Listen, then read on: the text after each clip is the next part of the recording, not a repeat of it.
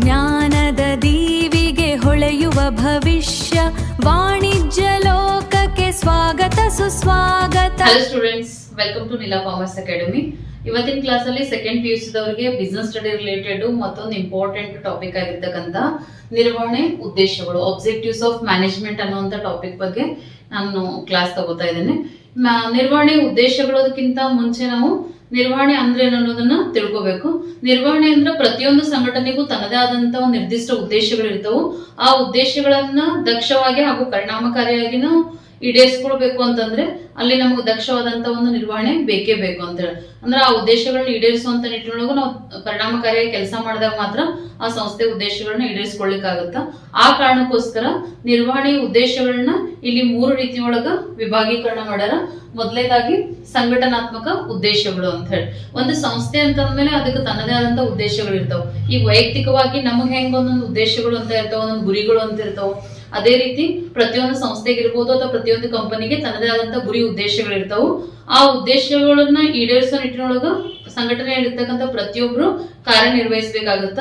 ಆ ನಿಟ್ಟಿನೊಳಗ ಅದಕ್ಕೆ ಸಂಬಂಧಪಟ್ಟಂತ ಎಲ್ಲಾ ಒಂದು ಆಸಕ್ತ ಗುಂಪುಗಳನ್ನ ನಾವು ಪರಿಗಣಿಸಬೇಕಾಗತ್ತ ಅಂತೇಳಿ. ಏನ್ ಆಸಕ್ತ ಗುಂಪುಗಳು ಅಂತಂದ್ರ ಒಂದು ಸಂಸ್ಥೆಯೊಳಗ ದುಡ್ಡನ್ನ ಇನ್ವೆಸ್ಟ್ ಮಾಡಿರ್ತಕ್ಕಂಥ ಮಾಲೀಕರು ಇರ್ತಾರ, ಷೇರುದಾರರು ಇರ್ತಾರ ಕಂಪ್ನಿಗಳಲ್ಲಿ. ಆನಂತರ ಅವ್ರಿಗೆ ಸಂಬಂಧಪಟ್ಟಂತ ಗ್ರಾಹಕರು ಇರ್ತಾರ, ಅಲ್ಲಿ ಕೆಲಸ ಮಾಡ್ತಕ್ಕಂಥ ನೌಕರರು ಇರ್ತಾರ, ಅವರಿಗೆ ವಸ್ತುಗಳನ್ನ ಸಪ್ಲೈ ಮಾಡತಕ್ಕಂಥ ಪೂರೈಕೆದಾರರು ಇರ್ತಾರ, ಇನ್ವೆಸ್ಟರ್ಸ್ ಇರ್ತಾರ. ಎಲ್ಲರ ಒಂದು ಹಿತಾಸಕ್ತಿಯನ್ನ ಪರಿಗಣನೆ ಮಾಡಿ ಸಂಸ್ಥೆ ತನ್ನದೇ ಆದಂತ ಉದ್ದೇಶಗಳನ್ನ ಏನಾಗಿರ್ತದ ಹೊಂದಿರ್ತದ. ಆ ಉದ್ದೇಶಗಳನ್ನ ಈಡೇರಿಸೋ ನಿಟ್ಟಿನೊಳಗ ಅವರು ನಿರ್ವಹಣೆಯನ್ನ ಪರಿಣಾಮಕಾರಿಯಾಗಿ ನಡೆಸಬೇಕಾಗತ್ತ. ಆ ಕಾರಣ ಸಂಘಟನಾತ್ಮಕ ಉದ್ದೇಶಗಳು ಅಂತ ಬಂದಾಗ ಒಂದು ಸಂಸ್ಥೆಯ ಉದ್ದೇಶಗಳು ಏನೇನ್ ಇರ್ತಾವ ಅಂತಂದ್ರ ಮೊದಲನೇದಾಗಿ ಅಸ್ತಿತ್ವ ಅಂತ ಎಕ್ಸಿಸ್ಟೆನ್ಸ್ ಅಂತ ಹೇಳಿ. ನಾವೀಗ ಯಾವುದೇ ಒಂದು ಬಿಸ್ನೆಸ್ ಆಗ್ಲಿ ಕಂಪನಿ ಆಗ್ಲಿ ಶುರು ಮಾಡ್ತಾ ಇದೀವಿ ಅಂತಂದ್ರ ನಮ್ಮ ಉದ್ದೇಶ ಅದನ್ನ ಒಂದ್ ದಿನಕ್ಕ ಅಥವಾ ಒಂದ್ ವಾರಕ್ಕ ಒಂದ್ ತಿಂಗಳಿಗೆ ನಡೆಸಿ ಕ್ಲೋಸ್ ಮಾಡ್ಬೇಕು ಅನ್ನೋದು ಇರಲ್ಲ. ನಮ್ಮ ಉದ್ದೇಶ ಏನಂದ್ರ ಆದಷ್ಟು ಅದನ್ನ ಲಾಂಗ್ ಲೈಫ್ ವರೆಗೂ ಬಹಳಷ್ಟು ದೀರ್ಘಾವಧಿವರೆಗೂ ಮುಂದುವರಿಸ್ಕೊಂಡು ಹೋಗ್ಬೇಕು ಅನ್ನೋ ಉದ್ದೇಶ ಇರುತ್ತ. ಆ ಒಂದು ಉದ್ದೇಶ ಈಡೇರ್ಬೇಕು ಅಂತಂದ್ರೆ ನಮ್ಮ ಅಸ್ತಿತ್ವವನ್ನು ನಾವು ಮೊದಲು ಉಳಿಸ್ಕೋಬೇಕಾಗತ್ತ ಅಂತ ಹೇಳಿ. ಪ್ರಾಫಿಟ್ ಮಾಡೋದು ಸೆಕೆಂಡರಿ. ಮೊದಲು ಏನು ಅಂದ್ರೆ ಅಟ್ಲೀಸ್ಟ್ ನಮ್ ಬಿಸ್ನೆಸ್ ನಡೆಯೋ ಮಟ್ಟಕ್ಕಾದ್ರೂ ಇರ್ಬೇಕು. ಈಗ ನಾವ್ ಯಾವ್ದೋ ಒಂದು ಬಿಲ್ಡಿಂಗ್ ರೆಂಟಿಗೆ ತಗೊಂಡ್ ನಡೆಸ್ತಾ ಇದೀವಿ ಅಂತಂದ್ರೆ ನಾವು ಮಾಡ್ತಕ್ಕಂಥ ಬಿಸ್ನೆಸ್ ಇಂದ ಬರ್ತಕ್ಕಂಥ ಆದಾಯ ನಮ್ಗ ಅಟ್ಲೀಸ್ಟ್ ಆ ರೆಂಟ್ ಕಟ್ಲಕ್ಕ, ಅಲ್ಲಿ ಎಕ್ಸ್ಪೆಂಡಿಚರ್ ಮೇಂಟೈನ್ ಮಾಡ್ಲಕ್ಕ, ನಮಗ್ ಪ್ರಾಫಿಟ್ ಬರ್ದೇ ಹೋದ್ರೂ ಪರವಾಗಿಲ್ಲ, ಅದನ್ನ ಮೇಂಟೆನೆನ್ಸ್ ಮಾಡುವಷ್ಟಾದ್ರೂ ನಮ್ ಬಿಸ್ನೆಸ್ ಕಂಟಿನ್ಯೂ ಮಾಡ್ಕೊಂಡು ಹೋಗ್ಲಕ್ಕ ಸಾಧ್ಯ ಆಗುವಷ್ಟಾದ್ರೂ ನಮ್ ಬಿಸ್ನೆಸ್ ಏನಾಗ್ಬೇಕಂದ್ರ ರನ್ ಆಗ್ಬೇಕು. ಅದಕ್ಕೆ ನಾವ್ ಏನಂತ ಕರಿತೀವಿ ಅಂತಂದ್ರ ಅಸ್ತಿತ್ವ ಅಂತ ಹೇಳಿ. ಫಸ್ಟ್ ಉಳ್ಕೋಬೇಕು ಬಿಸ್ನೆಸ್, ಅದನ್ನ ಬೆಳೆಸೋದ್ ಸೆಕೆಂಡರಿ, ಮೊದಲು ಅದು ಉಳಿಬೇಕು. ಉಳಿಸ್ಕೊಂಡು ಹೋಗುವಂತದ್ದೇ ಅಸ್ತಿತ್ವ ಅಂತ ಕರಿತೀವಿ. ಆ ಅಸ್ತಿತ್ವ ಉಳಿಸ್ಕೋಬೇಕಂದ್ರೂ ಕೂಡ ನಾವು ಬಿಸ್ನೆಸ್ ಅನ್ನ ಸರಿಯಾಗಿ ನಿರ್ವಹಣೆ ಮಾಡ್ಕೊಂಡು ಹೋಗ್ಬೇಕಾಗತ್ತ. ಇನ್ನ ಸೆಕೆಂಡ್ ಒನ್ ಏನಂದ್ರ ಲಾಭ ಅಂತ ಹೇಳಿ, ಪ್ರಾಫಿಟ್ ಅಂತೆ. ಬರೀ ಬಿಸ್ನೆಸ್ ಉಳಿಸ್ಕೊಂಡು ಹೋದ್ರ ಸಾಕ ಅಂತಂದ್ರ ನೋ. ಬರೀ ಬಿಸ್ನೆಸ್ ಉಳಿಸ್ಕೊಂಡು ಹೋದ್ರ ಅಲ್ಲಿ ಬೆಳಗ್ಗೆಯಿಂದ ಸಾಯಂಕಾಲ ಕುತ್ಕೊಂಡು ಕೆಲಸ ಮಾಡ್ತಕ್ಕಂಥವ್ರು ಇರ್ತಾರ, ಸಾಕಷ್ಟು ಜನ ದುಡ್ಡು ಹಾಕಿರ್ತಕ್ಕಂಥ ಇನ್ವೆಸ್ಟರ್ಸ್ ಇರ್ತಾರ. ಅವ್ರಿಗೊಂದು ರಿಟರ್ನ್ ಅಂತ ಏನಾದ್ರು ಬೇಕೇ ಬೇಕಲ್ಲ. ಪ್ರತಿಯೊಬ್ರು ಬಿಸ್ನೆಸ್ ಮಾಡೋದು ಯಾವ ಕಾರಣಕ್ಕೋಸ್ಕರ ಅಂದ್ರ ಲಾಭ ಮಾಡಕ್ಕೋಸ್ಕರ ಅಂತೇಳಿ. ಹಂಗಾಗಿ ಲಾಭನೇ ಏನು ಅಂತಂದ್ರೆ ಪ್ರತಿಯೊಂದು ವ್ಯವಹಾರದ ಮೂಲ ಉದ್ದೇಶ ಅಂತ ಕರಿತೀವಿ ನಾವು. ಲಾಭ ಗಳಿಸ್ಲಿಲ್ಲ ಅಂತಂದ್ರ ಆ ಬಿಸ್ನೆಸ್ ಅನ್ನು ನಾವು ಡೆವಲಪ್ ಮಾಡ್ಲಕ್ಕೂ ಸಾಧ್ಯ ಇಲ್ಲ, ಮುಂದುವರಿಸ್ಲಕ್ಕೂ ಸಾಧ್ಯ ಇಲ್ಲ ಅಂತ.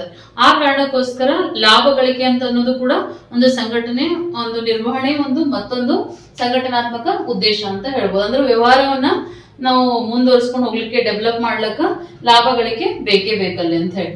ಬರೀ ಲಾಭ ಗಳಿಸ್ಕೊಂಡು ನಮ್ಗೆ ಸಫಿಶಿಯಂಟ್ ಆಗಿ ಲಾಭ ಆಗ್ಲತ್ತದಪ್ಪ ಸಾಕು ಅಂದ್ಕೊಂಡು ಕುತ್ಕೊಳಕ್ ಆಗಲ್ಲ. ಬಿಸ್ನೆಸ್ ಅನ್ನ ನಾವೇನ್ ಮಾಡ್ಬೇಕಾಗತ್ತಂದ್ರ ಡೆವಲಪ್ ಮಾಡ್ಬೇಕಾಗೈತೆ ಅಂತ ಹೇಳಿ. ಮತ್ತೊಂದು ಸಂಘಟನಾತ್ಮಕ ಉದ್ದೇಶ ಯಾವ್ದು ಅಂದ್ರ ಬಿಸ್ನೆಸ್ ಅನ್ನ ಡೆವಲಪ್ ಮಾಡುವಂತದ್ದು ಅಂತ ಹೇಳಿ. ಅಂದ್ರೆ ಡೆವಲಪ್ಮೆಂಟ್ ಅನ್ನೋದು ಸಡನ್ ಆಗಿ ಲೋ ಲೆವೆಲ್ ಇಂದ ಹೈ ಲೆವೆಲ್ಗೆ ಬೆಳೀತದ ಅಂತಲ್ಲ, ಸ್ಟೆಪ್ ಬೈ ಸ್ಟೆಪ್ ನಾವೇನ್ ಮಾಡ್ಬೇಕಂದ್ರ ಬೆಳೆಸ್ಕೋತ ಹೋಗ್ಬೇಕು ಆ ಬಿಸ್ನೆಸ್ ಅನ್ನ ಅಂತ ಹೇಳಿ. ಈ ವರ್ಷ ಏನೋಪ್ಪ ಒಂದ್ 10,000 ಪ್ರಾಫಿಟ್ ಆಗಿದೆ ನಮ್ ಬಿಸ್ನೆಸ್ ಅಂದ್ರೆ ಅಟ್ಲೀಸ್ಟ್ ನಾವು 15,000 to 20,000 ಟಾರ್ಗೆಟ್ ಇಟ್ಕೊಂಡು ನೆಕ್ಸ್ಟ್ ಇಯರ್ ಅದ್ರ ಮೇಲೆ ವರ್ಕ್ ಮಾಡ್ಬೇಕಾಗತ್ತ. ಅದು ಎಲ್ಲೆಲ್ಲಿ ನಮ್ಮ ಪ್ರಾಬ್ಲಮ್ಸ್ ಗಳಾಗ್ತಾ ಇದೋ ಅದನ್ನ ಸರಿಪಡಿಸ್ಕೊಂಡು ನೆಕ್ಸ್ಟ್ ಅದ್ರ ಕಡೆ ಫೋಕಸ್ ಮಾಡಿ ಅಟ್ಲೀಸ್ಟ್ ನಾವು 20,000 ಪ್ರಾಫಿಟ್ ನೆಕ್ಸ್ಟ್ ಇಯರ್ ಮಾಡ್ಬೇಕು ಅಂದ್ರೆ ಆ ಉದ್ದೇಶದಿಂದ ಬಿಸ್ನೆಸ್ ನ ನಡೆಸ್ಕೊಂಡು ನಿರ್ವಹಣೆ ಮಾಡ್ಕೊಂಡು ಹೋಗ್ಬೇಕಾಗತ್ತ.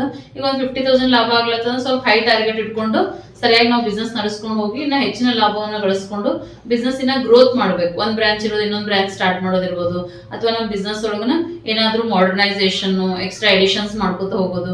ಈ ರೀತಿ ಮಾಡೋದಕ್ಕೆ ನಾವ್ ಏನಂತ ಕರಿತೀವಿ ಅಂದ್ರ ಬೆಳವಣಿಗೆ ಅಂತ ಹೇಳಿ. ಯಾಕಂದ್ರೆ ಪ್ರತಿಯೊಬ್ಬರಿಗೂ ಲೈಫ್ ಒಳಗೆ ಡೆವಲಪ್ ಆಗ್ಬೇಕಂತ ಆಸೆ ಇದ್ದೇ ಇರುತ್ತೆ. ಬದುಕನ್ನೋದು ಏನಾಗಬಾರ್ದು ಅಂದ್ರೆ ನಿಂತ ನೀರ್ ಅನ್ನೋ ರೀತಿ ಒಳಗೆ ಆಗ್ಬಾರ್ದು, ಅದು ಹರಿಯೋ ನೀರ್ ತರ ಇರ್ಬೇಕು ಅಂತ ಹೇಳಿ. ಅಂದ್ರೆ ಲೈಫ್ ಒಳಗು ಇಷ್ಟೇ ಇಷ್ಟೇ ಇನ್ಕಮ್ ಅಪ್ಪ ನಮಗ ನಮ್ಮ ಲೈಫ್ ಇಷ್ಟೇ ಅನ್ನೋಂಗ ಯಾರನ್ನೂ ಇರ್ಲಕ್ಕೆ ಇಷ್ಟಪಡಲ್ಲ. ಅದೇ ರೀತಿ ಬಿಸ್ನೆಸ್ ಕೂಡ ಅಷ್ಟೇ, ಡೇ ಬೈ ಡೇ ಅದನ್ನ ನಾವು ಗ್ರೋತ್ ಮಾಡಕ್ ಪ್ರಯತ್ನ ಪಡಬೇಕು. ಹಾಗಾಗಿ ಸಂಘಟನಾತ್ಮಕ ಮತ್ತೊಂದು ನಿರ್ವಹಣೆ ಉದ್ದೇಶ ಯಾವುದು ಅಂದ್ರೆ ಬೆಳವಣಿಗೆ ಅಂತ ಹೇಳಿ. ಇವು ಮೂರು ಏನು ಅಂತಂದ್ರೆ ಒಂದು ಸಂಸ್ಥೆ ಹೊಂದಿರತಕ್ಕಂಥ ಉದ್ದೇಶ, ಅಸ್ತಿತ್ವಗೊಳಿಸ್ಕೊಳ್ಳೋದು, ಲಾಭ ಮಾಡೋದು ಮತ್ತು ಬೆಳವಣಿಗೆ ಮಾಡ್ತಕ್ಕಂಥದ್ದು ಅಂತ ಹೇಳಿ. ಆ ನಿಟ್ಟೊಳಗೆ ಅವ್ರು ಸರಿಯಾಗಿ ನಿರ್ವಹಣೆ ಮಾಡ್ಕೊಂಡು ಹೋಗ್ಬೇಕು ಅಂತ ಹೇಳಿ. ಇನ್ನ ಸೆಕೆಂಡ್ ಒನ್ ಏನು ಅಂದ್ರೆ ಸಾಮಾಜಿಕ ಉದ್ದೇಶಗಳು ಅಥವಾ ಸೋಷಿಯಲ್ ಆಬ್ಜೆಕ್ಟಿವ್ಸ್ ಅಂತ ಹೇಳಿ. ವ್ಯವಹಾರ ಅಂತಕ್ಕಂಥದ್ದು ಸಮಾಜದ ಒಂದು ಭಾಗ ಆಗಿರೋದ್ರಿಂದ, ನಾವು ಸಮಾಜಕ್ಕೋಸ್ಕರನೇ ವ್ಯವಹಾರ ಮಾಡ್ತಾ ಇರೋದ್ರಿಂದ ಸಮಾಜವನ್ನು ವ್ಯವಹಾರಸ್ಥರು ಪರಿಗಣನೆ ಮಾಡಲೇಬೇಕು. ಸಮಾಜವನ್ನು ಹೊರತುಪಡಿಸಿ ನಾವೇನೂ ಮಾಡ್ಲಕ್ ಸಾಧ್ಯ ಇಲ್ಲ. ಆ ಕಾರಣಕ್ಕೆ ಸಮಾಜದ ಪರವಾಗಿ ನಾವು ವ್ಯವಹಾರ ಮಾಡಿದಾಗ ಮಾತ್ರ ನಮ್ಮ ವ್ಯವಹಾರ ಬಹುದಿನದವರೆಗೆ ಯಶಸ್ಸನ್ನ ಕಾಣ್ಲಿಕ್ಕೆ ಅಥವಾ ಅಭಿವೃದ್ಧಿ ಆಗ್ಲಿಕ್ಕೆ ಸಾಧ್ಯ ಇದೆ. ಆ ಕಾರಣಕ್ಕೆ ಇಲ್ಲಿ ಸಾಮಾಜಿಕ ಉದ್ದೇಶಗಳನ್ನ, ಯಾವ ಉದ್ದೇಶಗಳನ್ನ ಒಂದು ನಿರ್ವಹಣೆ ಹೊಂದಿದ ಅಂದ್ರ ಮೊದಲನೇದಾಗಿ ಪರಿಸರ ಸ್ನೇಹಿ ಉತ್ಪಾದನಾ ವಿಧಾನಗಳನ್ನ ಅನುಸರಿಸ್ತಕ್ಕಂಥದ್ದು ಅಂತ ಹೇಳಿ. ಅಂದ್ರ adapting the environment friendly production methods ಅಂತ ಹೇಳಿ. ಫ್ಯಾಕ್ಟರಿಗಳಲ್ಲಿ ಏನ್ ಪ್ರೊಡಕ್ಷನ್ ಮಾಡ್ತೀವಿ ಆದಷ್ಟು ಏನು ಅಂತಂದ್ರೆ ಅಲ್ಲಿ ಪರಿಸರಕ್ಕೆ ಯಾವುದೇ ರೀತಿ ಹಾನಿ ಆಗದಿರೋ ತರ ಮೆಥಡ್ಸ್ ಅನ್ನ ನಾವೇನ್ ಮಾಡ್ಬೇಕಂದ್ರ ಬಳಸಬೇಕು ಅಂತ ಹೇಳಿ. ಇಲ್ಲಿ ಫ್ಯಾಕ್ಟರಿಗಳಲ್ಲಿ ಕೆಲವೊಂದಿಷ್ಟು ಕೆಮಿಕಲ್ಸ್ ಗಳನ್ನ ಬಳಸ್ತಾ ಇರ್ತಾರ. ಅಲ್ಲಿ ಬಳಸ್ತಕ್ಕಂಥ ನೀರನ್ನ ಏನ್ ಮಾಡ್ತಾರ ಅಂದ್ರ ಫ್ಯಾಕ್ಟರಿಗಳಲ್ಲಿ ಬಳಸಿದ ನೀರನ್ನ ಅವರು ಪ್ಯೂರಿಫೈ ಮಾಡ್ಲಾರ್ದಂಗ ಹೊರಗಡೆ ಬಿಟ್ರು ಅಂತಂದ್ರ ಅದನ್ನ ಕುಡಿತಕ್ಕಂಥ ಎಷ್ಟೋ ಜೀವರಾಶಿಗಳಿಗೆ ಏನಾಗುತ್ತೆ ಅಂದ್ರೆ ಹಾನಿ ಆಗುವಂತ ಸಾಧ್ಯತೆ ಇರುತ್ತೆ. ಆ ಕಾರಣಕ್ಕೋಸ್ಕರ ಆದಷ್ಟು ಅಲ್ಲಿ ಫ್ಯಾಕ್ಟರಿಗಳಲ್ಲಿ ಬಳಸಿರ್ತಕ್ಕಂಥ ನೀರನ್ನ ಪ್ಯೂರಿಫೈ ಮಾಡಿ ಹೊರಗಡೆ ಬಿಡ್ತಕ್ಕಂಥ ಒಂದು ಮೆಥಡ್ಸ್ ಅನ್ನ ಅವ್ರು ಏನ್ ಮಾಡ್ಕೋಬೇಕು, ಅಡಾಪ್ಟ್ ಮಾಡ್ಕೋಬೇಕು. ಮತ್ತು ಕೆಲವೊಂದು ಫುಡ್ ಐಟಮ್ಸ್ ರೆಡಿ ಮಾಡ್ತಕ್ಕಂಥ ಫ್ಯಾಕ್ಟರಿಗಳಲ್ಲಿ ಅಲ್ಲಿ ಹೊಗೆ ಹೋಗ್ತಕ್ಕಂಥ ಪೈಪ್ಗಳು ಇರ್ತಾವ. ಆದಷ್ಟು ಅವ್ನ ಏನ್ ಮಾಡ್ಬೇಕು ಅಂದ್ರ ಎತ್ತರದ ಒಂದು ಪ್ಲೇಸ್ ಒಳಗೆ ಎತ್ತರವಾಗಿ ಏನ್ ಮಾಡ್ಬೇಕಂದ್ರ ಸ್ಥಾಪನೆ ಮಾಡ್ಬೇಕು. ಅಂದಾಗ ಸರೌಂಡಿಂಗ್ ಎನ್ವಿರಾನ್ಮೆಂಟ್ ಇರೋವಾಗ ಏನಾಗಲ್ಲ ಅಂದ್ರ ಆ ಹೊಗೆಯಿಂದ ಯಾವುದೇ ರೀತಿ ಎಫೆಕ್ಟ್ ಆಗಲ್ಲ ಅಂತ ಹೇಳಿ. ಮತ್ ಇನ್ನೊಂದೇನಂದ್ರೆ ಫ್ಯಾಕ್ಟರಿಗಳಲ್ಲಿ ಬಹಳಷ್ಟು ಘರ್ಷಣೆ ಬರ್ತಕ್ಕಂಥ ಮಷಿನ್ಸ್ ಗಳನ್ನ ಬಳಸ್ತಾ ಇರ್ತಾರ. ಹಂಗಾದಾಗ ಏನಾಗುತ್ತೆ, ಅಲ್ಲಿ ಕೆಲಸ ಮಾಡ್ತಾ ಇರ್ತಕ್ಕಂಥ ವ್ಯಕ್ತಿಗಳಿಗೆ ಬಹುಬೇಗ ಕಿವುಡುತನ ಬರುವಂತ ಸಾಧ್ಯತೆ ಇರುತ್ತೆ. ಅಥವಾ ಮಷಿನ್ ಸೌಂಡ್ ಕೇಳಿ ಕೂಡ ಸಾಕಷ್ಟು ಜನಕ್ಕೆ ಹಾರ್ಟ್ ಅಟ್ಯಾಕ್ ಅಥವಾ ಏನೋ ಆರೋಗ್ಯದ ಸಮಸ್ಯೆಗಳು ಉದ್ಭವ ಆಗುವಂತ ಸಾಧ್ಯತೆ ಇರುತ್ತೆ. ಅವ್ ಯಾವ್ದು ಆಗ್ಬಾರ್ದು ಅಂದ್ರೆ ಆದಷ್ಟು ಕಡಿಮೆ ಒಂದು ಘರ್ಷಣೆ ಬರ್ತಕ್ಕಂಥ ಅಥವಾ ಕಡಿಮೆ ಸೌಂಡ್ ಮಾಡ್ತಕ್ಕಂಥ ಮಷಿನ್ಸ್ ಅಥವಾ ಸೌಂಡೇ ಇರ್ತಕ್ಕಂಥ ಮಷಿನ್ಸ್ ಅನ್ನ ಫ್ಯಾಕ್ಟರಿಗಳಲ್ಲಿ ಮಾಡರ್ನೈಸ್ ಮಷಿನ್ಸ್ ಗಳನ್ನ ಅಥವಾ ಅಡ್ವಾನ್ಸ್ ಇರ್ತಕ್ಕಂಥ ಮಷಿನ್ಸ್ ಗಳನ್ನ ಅಳವಡಿಸೋದೇನು ಅಂದ್ರೆ ಬಹಳಷ್ಟು ಉತ್ತಮವಾಗಿರ್ತಕ್ಕಂಥದ್ದು. ಮತ್ತು ಫ್ಯಾಕ್ಟರಿಯಿಂದ ಏನ್ ತ್ಯಾಜ್ಯ ಬರ್ತದ ಅಥವಾ ವೇಸ್ಟ್ ಅಂತ ಏನು ಉಳಿತದ ಅದನ್ನೇನು ಅಂತಂದ್ರೆ ಯಾರಿಗೂ ಜನರಿಗೆ ತೊಂದರೆ ಆಗದೆ ಇರ್ತಾರ, ಪರಿಸರಕ್ಕೆ ತೊಂದರೆ ಆಗದೆ ಇರ್ತಾರ ಡಿಸ್ಪೋಸಲ್ ಮಾಡ್ತಕ್ಕಂಥ ಅಥವಾ ಅದನ್ನೇನು ಅಂದ್ರೆ ದೂರದ ಪ್ರದೇಶದೊಳಗೆ ಹೋಗಿ ಹಾಕಿ ಬರ್ತಕ್ಕಂಥ ಒಂದು ವ್ಯವಸ್ಥೆಯನ್ನ ಮಾಡ್ಬೇಕಾಗಿದೆ ಅಂತ ಹೇಳಿ. ಇಷ್ಟೇನು ಅಂದ್ರೆ ಪರಿಸರ ಸ್ನೇಹಿ ಉತ್ಪಾದನೆ ಸಂಬಂಧಪಟ್ಟಂಗಾಯ್ತು. ಇನ್ನು ಸೆಕೆಂಡ್ ಸಾಮಾಜಿಕ ಉದ್ದೇಶ ಯಾವುದು ಅಂತಂದ್ರ ಇಲ್ಲಿ ಸಮಾಜದಲ್ಲಿ ಇರ್ತಕ್ಕಂಥ ಅವಕಾಶ ವಂಚಿತ ವರ್ಗದವರಿಗೆ ಏನು ಅಂದ್ರೆ ಉದ್ಯೋಗ ಅವಕಾಶಗಳನ್ನ ಒದಗಿಸ್ತಕ್ಕಂಥದ್ದು ಅಂತ ಹೇಳಿ. ವ್ಯವಸಾಯ ಸಂಸ್ಥೆ ಅಂದಾಗ ಅಲ್ಲಿ ಸಾಕಷ್ಟು ಜನಕ್ಕೆ ಉದ್ಯೋಗ ಮಾಡ್ಬೋದು. ಅದರಲ್ಲಿ ಯಾರು ಸಮಾಜದೊಳಗೆ ಅವಕಾಶ ವಂಚಿತರದ ಅಂತವ್ರಿಗೆ ಏನ್ ಮಾಡ್ಬೇಕು ಅಂತಂದ್ರ ಉದ್ಯೋಗ ಅವಕಾಶಗಳನ್ನ ಕೊಟ್ಟಾಗ ನಾವೀಗ ಏನೋ ಒಂದು ಫಂಕ್ಷನ್ ಮಾಡಿ ಊಟ ಹಾಕೋದ್ರಿಂದ ಉದ್ಯೋಗ ಕೊಡೋದಂದ್ರೆ ಅಟ್ಲೀಸ್ಟ್ ಅವ್ರ ಫ್ಯಾಮಿಲಿ ಅವಕಾಶ ಮಾಡ್ಕೊಟ್ಟಂಗಾಗತ್ತ. ಆಗೋಸ್ಕರ ನಿರ್ವಹಣೆ ಮತ್ತೊಂದು ಸಮಾಜ ಉದ್ದೇಶ ಯಾವ್ದು ಅಂದ್ರ ಹೆಚ್ಚು ಉದ್ಯೋಗ ಅವಕಾಶಗಳನ್ನ ಸೃಷ್ಟಿ ಮಾಡಿ ಯಾರು ಅವಕಾಶ ವಂಚಿತರಿರ್ತಾರೆ, ಯಾರಿಗೆ ಉದ್ಯೋಗ ಅವಕಾಶಗಳು ಸಿಗಲ್ಲ ಅಂತವರಿಗೆ ಉದ್ಯೋಗ ಅವಕಾಶಗಳನ್ನ ಒದಗಿಸ್ಕೊಡ್ತಕ್ಕಂಥದ್ದು ಅಂತ ಹೇಳಿ. ಇನ್ನ ಥರ್ಡ್ ಒನ್ ಯಾವ್ದು ಅಂದ್ರ ಉದ್ಯೋಗಿಗಳ ಮಕ್ಕಳಿಗೆ ಮೂಲಭೂತ ಸೌಕರ್ಯಗಳನ್ನ ಒದಗಿಸುವುದು ಅಂತ ಹೇಳಿ. Providing basic or fundamental facility to the employ. Next ಸಾಮಾಜಿಕ ಉದ್ದೇಶ ಯಾವುದು ಅಂದ್ರೆ ಉದ್ಯೋಗಿಗಳ ಮಕ್ಕಳಿಗೆ ಮೂಲಭೂತ ಸೌಲಭ್ಯಗಳನ್ನ ಒದಗಿಸ್ತಕ್ಕಂಥದ್ದು ಅಂತ ಹೇಳಿ. Providing fundamental facilities to the employees children ಅಂತ ಹೇಳಿ. ಅಂದ್ರೆ ಅಲ್ಲಿ ಕೆಲಸ ಮಾಡ್ತಕ್ಕಂಥ ಎಂಪ್ಲಾಯೀಸ್ಗೆ ಅವರ ಫ್ಯಾಮಿಲಿಗೆ ಸಂಬಂಧಪಟ್ಟಂಗೆ ಯಾವುದೇ ರೀತಿ ಸಮಸ್ಯೆಗಳು ಬರಬಾರ್ದು ಅಂದ್ರೆ ಆ ಒಂದು ಮಕ್ಕಳಿಗೆ ಎಜುಕೇಶನ್ ಅಂದ್ರೆ ಅಲ್ಲಿ ಕೆಲಸ ಮಾಡ್ತಕ್ಕಂಥ ಎಂಪ್ಲಾಯೀಸ್ ಮಕ್ಕಳಿಗೆ ಸ್ಕೂಲು ಅಥವಾ ಕಾಲೇಜುಗಳಂತ ಒಂದು ಇನ್ಸ್ಟಿಟ್ಯೂಷನ್ಸ್ ಅನ್ನ ಸ್ಥಾಪನೆ ಮಾಡಿ ಅಲ್ಲಿ ಅವರಿಗೆ ಫ್ರೀಯಾಗಿ ಎಜುಕೇಶನ್ ಕೊಡೋದು ಅಥವಾ ಕನ್ಸೆಷನ್ ಒಂದು ರೇಟ್ ಒಳಗೆ ಎಜುಕೇಶನ್ ಕೊಡೋದು ಏನಾಗುತ್ತೆ ಅಂದ್ರೆ ಎಂಪ್ಲಾಯೀಸ್ಗೆ ಒಂದು ರೀತಿ ಸೌಲಭ್ಯ ಕೊಟ್ಟಂಗಾಗುತ್ತೆ. ಅದೇ ರೀತಿ ಅಲ್ಲಿ ಕೆಲಸ ಮಾಡ್ತಕ್ಕಂಥ ಎಂಪ್ಲಾಯೀಸ್ಗೆ ಒಂದು ಹಾಸ್ಪಿಟಲ್ ಸ್ಥಾಪನೆ ಮಾಡಿ ಅವ್ರದ್ದು ಏನೋ ಆರೋಗ್ಯ ಸಮಸ್ಯೆಗಳಿದ್ರು ಕೂಡ ಅಲ್ಲೇ ಟ್ರೀಟ್ಮೆಂಟ್ ಅವ್ರಿಗೆ ಕೊಡ್ತಾ ಇದ್ರು ಅಂದ್ರೆ ಅವ್ರಿಗೂ ಕೂಡ ಸಾಕಷ್ಟು ವೈದ್ಯಕೀಯ ವೆಚ್ಚ ಏನಾಗುತ್ತೆ ಅಂದ್ರೆ ಉಳಿತಾಯ ಆಗುತ್ತೆ. ಜೊತೆಗೆ ಸಾಕಷ್ಟು ಮಹಿಳಾ ಎಂಪ್ಲಾಯೀಸ್ಗಳು ಸಣ್ಣ ಮಕ್ಕಳು ಇರ್ತಾವ, ಶಿಶುಗಳು ಇರ್ತಾವ, ಅವುಗಳನ್ನ ತಗೊಂಡು ಕೆಲಸ ಮಾಡೋದ್ರಿಗೆ ಬಹಳಷ್ಟು ಕಷ್ಟ ಇರ್ತದ. ಅಂತ ಸಂದರ್ಭಗಳಲ್ಲಿ ಅವರಿಗೆ ಶಿಶು ಪಾಲನಾ ಕೇಂದ್ರಗಳಂತ ಒಂದು ಸ್ಥಾಪನೆ ಮಾಡಿ ಅವುಗಳಲ್ಲಿ ನೋಡ್ಕೊಳ್ತಕ್ಕಂಥ ವ್ಯವಸ್ಥೆ ಸಂಸ್ಥೆಯವ್ರು ಮಾಡಿದ್ದೇ ಆಯ್ತು ಅಂತಂದ್ರೆ ಆ ಮಹಿಳಾ ಎಂಪ್ಲಾಯೀಸ್ಗಳು ಕೂಡ ಯಾವುದೇ ರೀತಿ ಆತಂಕ ಇಲ್ಲದೆ ನಿರಾತಂಕವಾಗಿ ಏನ್ ಮಾಡ್ಬೋದು ಅಂದ್ರೆ ಕೆಲಸ ಮಾಡ್ಲಿಕ್ಕೆ ಸಾಧ್ಯ ಆಗುತ್ತಾ. ಆ ಕಾರಣಕ್ಕೆ ಇಂಥ ಸೌಲಭ್ಯಗಳನ್ನ ಸಂಸ್ಥೆಯಲ್ಲಿ ಕೊಡ್ತಕ್ಕಂಥದ್ದು ನಿರ್ವಹಣೆಯ ಮತ್ತೊಂದು ಸಾಮಾಜಿಕ ಉದ್ದೇಶ ಅಂತ ಹೇಳಿ. ಇನ್ನು ಲಾಸ್ಟ್ ಒನ್ ಏನು ಅಂದ್ರೆ ವೈಯಕ್ತಿಕ ಉದ್ದೇಶಗಳು, ಪರ್ಸನಲ್ ಆಬ್ಜೆಕ್ಟಿವ್ಸ್ ಅಂತ ಹೇಳಿ. ಇವು ಪ್ಯೂರ್ಲಿ ಏನು ಅಂತಂದ್ರೆ ವ್ಯಕ್ತಿಗತವಾಗಿ ಒಬ್ಬೊಬ್ಬ ಎಂಪ್ಲಾಯೀಸ್ಗೆ ಸಂಬಂಧಪಟ್ಟಿರ್ತಕ್ಕಂಥವಾಗಿರೋದ್ರಿಂದ ಇವು ನಾವು ವೈಯಕ್ತಿಕ ಉದ್ದೇಶಗಳು ಅಂತ ಕರಿತೀವಿ. ವೈಯಕ್ತಿಕ ಉದ್ದೇಶಗಳು ಅಂತ ಬಂದಾಗ ಮೊದಲೇ ವ್ಯಕ್ತಿಗಳಿಗೆ ಅವಶ್ಯಕತೆ ಇರ್ತಕ್ಕಂಥದ್ದು ಏನು ಅಂದ್ರೆ ಹಣಕಾಸಿನ ಅಗತ್ಯತೆ ಅಂತ ಹೇಳಿ. ಅಲ್ಲಿ ಕೆಲಸ ಮಾಡ್ತಕ್ಕಂಥ ಉದ್ಯೋಗಿಗಳಿಗೆ ಸಾಧ್ಯವಾದಷ್ಟು ಆಕರ್ಷಕ ವೇತನವನ್ನ ಕೊಡ್ತಕ್ಕಂಥದ್ದು ಕೂಡ ನಿರ್ವಹಣೆಯ ಮತ್ತೊಂದು ಉದ್ದೇಶ ಅಂತ ಹೇಳಿ. ಅವ್ರಿಗೆ ಕೊಡ್ತಕ್ಕಂಥ ವೇತನ ಹೆಂಗಿರ್ಬೇಕು ಅಥವಾ ಅವ್ರಿಗೆ ಕೊಡ್ತಕ್ಕಂಥ ಸಂಬಳ ಯಾವ ರೀತಿ ಇರಬೇಕು ಅಂತಂದ್ರೆ ಅವ್ರಿಗೆ ಒಂದು ರೀತಿಯಾದ ತೃಪ್ತಿಯನ್ನ ತಂದು ಕೊಡ್ತಕ್ಕಂಥದ್ದು ಅಂತ ಹೇಳಿ. ಅಂದ್ರೆ ಮನುಷ್ಯನಿಗೆ ಎಷ್ಟು ಕೊಟ್ಟರು ತೃಪ್ತಿ ಆಗಲ್ಲ ಆ ಮಾತು ಬೇರೆ, ಅಟ್ಲೀಸ್ಟ್ ಅವ್ರ ಕೆಲಸಕ್ಕೆ ಯೋಗ್ಯವಾದಂತಹ ಸಂಬಳವನ್ನ, ಆಕರ್ಷಕ ಸಂಬಳವನ್ನ ಅವ್ರಿಗೆ ಏನ್ ಮಾಡ್ಬೇಕು ಅಂದ್ರೆ ನೀಡಬೇಕು ಅಂತ ಹೇಳಿ. ಇನ್ನ ಸೆಕೆಂಡ್ ಒನ್ ಸಾಮಾಜಿಕ ಅಗತ್ಯತೆಗಳು ಅಂತ ಹೇಳಿ. ಅಲ್ಲಿ ಕೆಲಸ ಮಾಡ್ತಕ್ಕಂಥ ವ್ಯಕ್ತಿಗಳಿಗೆ ಹಣಕಾಸಿಂದಾನೇ ಎಲ್ಲಾ ರೀತಿ ಒಳಗೆ ಅವ್ರನ್ನ ಸ್ಯಾಟಿಸ್ಫೈಡ್ ಮಾಡ್ತೀವಿ ಅಂತ ಹೇಳಕ್ಕಾಗದು. ಯಾಕಂದ್ರೆ ಎಲ್ಲಾ ಟೈಮ್ ಒಳಗೂ ಹಣನೇ ವರ್ಕ್ ಆಗುತ್ತೆ ಅಂತಂದ್ರೆ ನೋ. ಕೆಲವೊಂದ್ಸತಿ ಏನಾಗುತ್ತೆ ಅಂದ್ರೆ ಎಂಪ್ಲಾಯೀಸ್ಗೆ ಅವ್ರು ಮಾಡುವಂತ ಒಳ್ಳೆ ಕೆಲಸವನ್ನ ಗುರುತಿಸೋದು, ರೆಕಗ್ನೈಸೇಷನ್ ಮಾಡುವಂಥದ್ದು ಕೂಡ ಇಂಪಾರ್ಟೆಂಟ್ ಆಗಿ ಕನ್ಸಿಡರ್ ಮಾಡ್ತಾರ.